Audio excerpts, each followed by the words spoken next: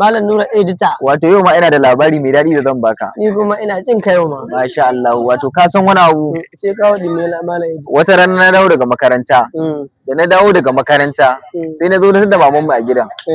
Da na tada maman mu a gidan sai take ce mani, sai ta ce mani to dama kuma kullun guda ɗaya ne. Na gidan. Ce mani na gidan, ita ce mani to ga makulli ita za ta je anguwa. Idan ta dawo in na fita na gama abin da nake in bara makwabta. Idan ta dawo in ji an so makulli.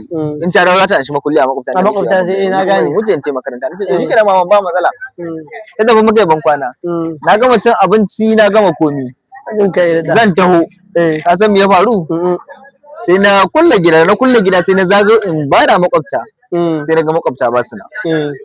Gidan su ma sun kulle sun tafi. Su ma ba su na.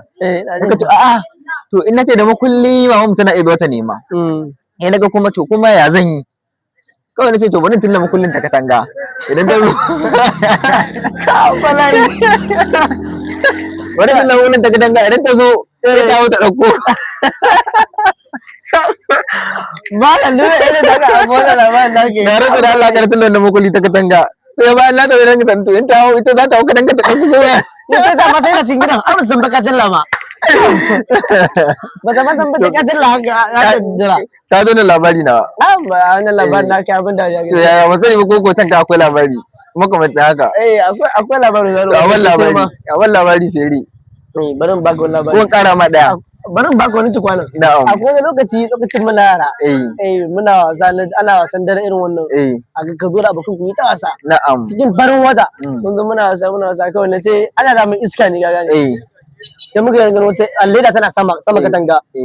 Take dan kadawa ka iska ya kada ta kawai muka ce maciji na shiga gidan makwabcin mu a guje a wani abokin babanmu suna bacci ne na tara su gongon nake hada su dan fara huto nace maciji ga nan da cinye waye da ya huto a daga daren wanda ya huto a guje yana hutawa kawai sai ta leda ce aka ringa mana fada ake zagi na je na taro shi ko kaya bai da kai ka bari an yi rayuwa wato baka gyara me ba ban gyara mishi ba ya barci shi na taro shi kuma ba alhalin ba ka bari wato yan fere wani labarin na kai tunan man da labari ka san na ga ma na yi rashin ji yadda baka tunani ban jin magana sosai ka ga mun sir wato abin da ke faruwa ran nan oi ashe ba dan nan bane ko ina karami ne an jima da jimawa ka san yaro da yarinta idan ka kai ka kai boss a ungoku zaka ce ma hanyar gidan kuma ba za a ba a wuce ba irin kai ma jin nan masha Allah irin kai fero ne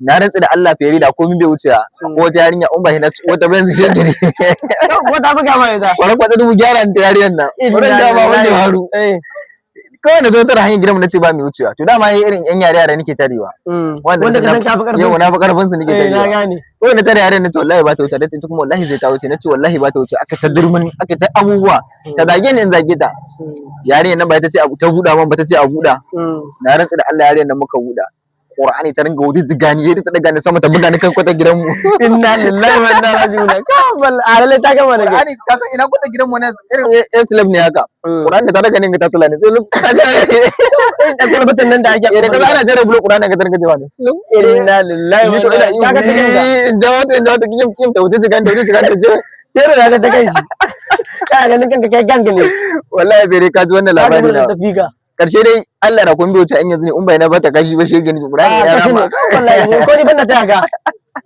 kan wallahi